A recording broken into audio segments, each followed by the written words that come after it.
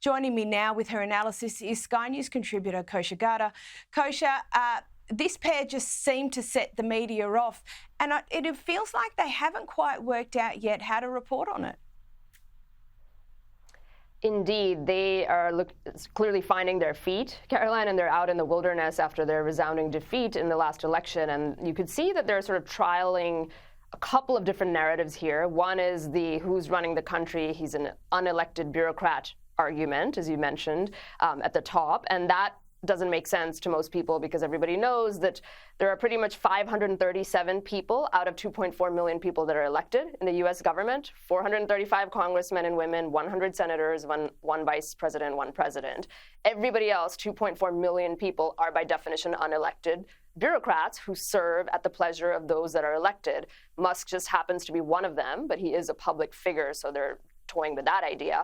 And then the other one, I think, is just sort of plain leveraging this idea that people have about billionaires, just good old-fashioned envy or ire, or people look at billionaires with suspicion, so they're trying to play that angle.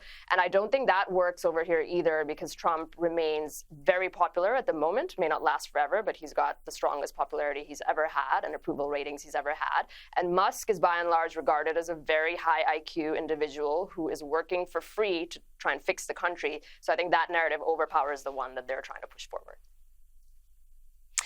And this week, a Delta plane crashed on landing in Toronto. You've probably seen the footage. In reporting on the crash, The View had this spectacularly bad take. I have been panicking over all this insanity with these planes. Yeah. You know, and there's all kinds of stuff going on. Like, so let's start with the string of mass firings by Elon Musk's DOGE. Has sparked a lot of chaos, confusion, and fear. Ex-MSNBC host Mehdi Hasan, well, he posted this shocker on X before thinking better of it and deleting it. And then the Delta CEO had this to say.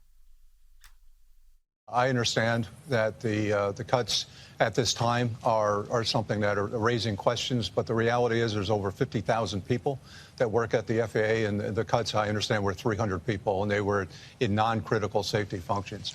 The Trump administration has committed to investing deeply in terms of improving the overall technologies that are used in the air traffic control systems and modernizing the skies. They've committed to hiring additional controllers and investigators. Kosha, that all sounds pretty rational to all the same people, but so many of the progressive outlets, they just appear to be so obsessed with Trump that the own goals just produce themselves.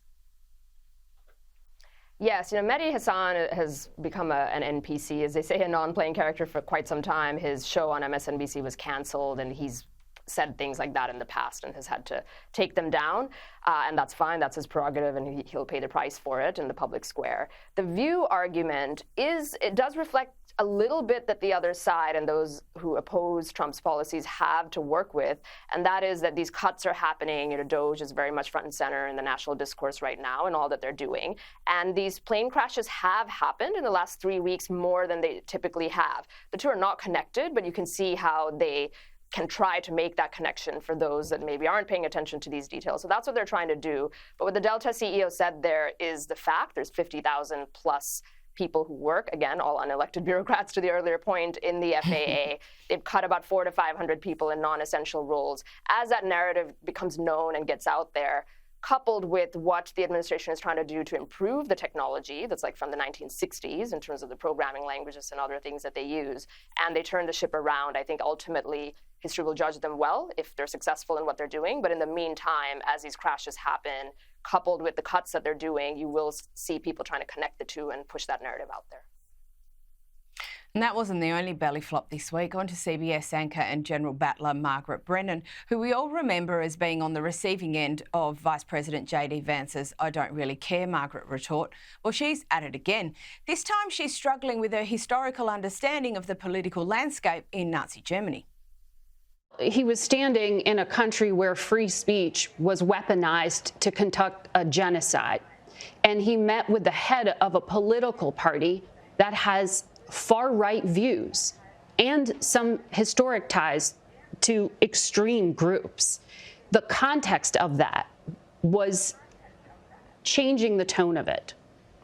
And you know that the censorship I have to disagree with was you. specifically about the right. No, I have to disagree with you.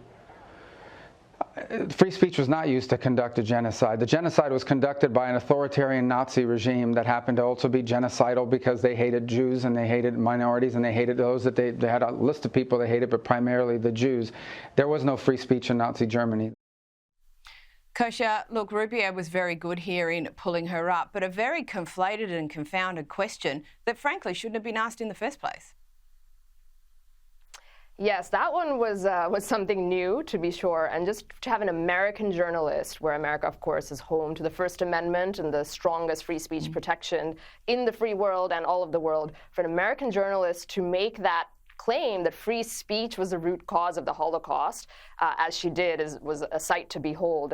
And you could even see Secretary Rubio for a moment couldn't even believe what he heard with his ears. He was finding his words a little bit, and then when he just went off, that thing has gone viral, probably second only to the I don't really care Margaret. So she's certainly dug herself in a bit of a ditch that she's going to have to work hard to pull herself out of.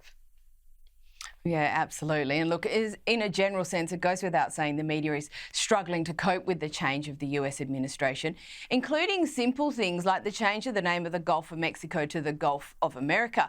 Well, Kosha, it caused the Associated Press to come a cropper this week. What happened?